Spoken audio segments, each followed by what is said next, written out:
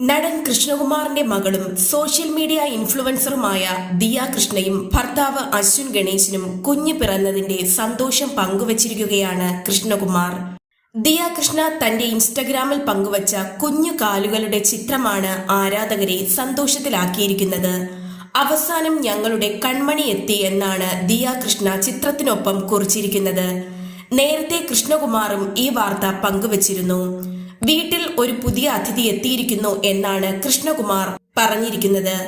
എന്റെ മകൾക്ക് ഒരാൺകുഞ്ഞ് പിറന്നിരിക്കുന്നു എന്നും അമ്മയും കുഞ്ഞും സുഖമായിരിക്കുന്നുവെന്നും എല്ലാവരുടെയും പ്രാർത്ഥനകൾക്കും അനുഗ്രഹങ്ങൾക്കും ഒരുപാട് നന്ദിയെന്നും കൃഷ്ണകുമാർ പറയുന്നു. ഈ വാർത്തയ്ക്ക് അഹാന കുറിച്ചിരിക്കുന്നത് ഇങ്ങനെയാണ്: എനിക്ക് ഒരിക്കലും മറക്കാനാകാത്ത നിമിഷം.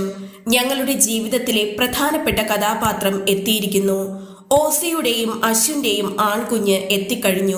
ഓസിയും കുട്ടിയും ആരോഗ്യത്തോടെയും സന്തോഷത്തോടെയും ഇരിക്കുകയാണെന്നും അഹാന പറയുന്നു.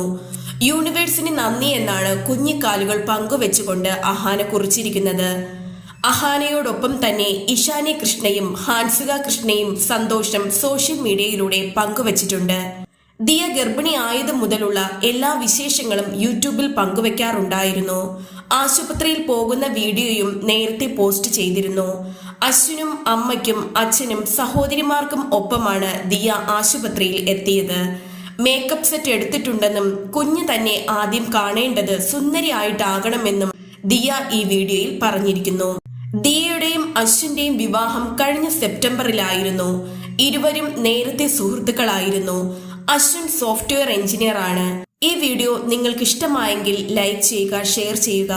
ഈ വീഡിയോയെക്കുറിച്ചുള്ള നിങ്ങളുടെ അഭിപ്രായങ്ങൾ കമന്റ് ബോക്സിൽ രേഖപ്പെടുത്തുക.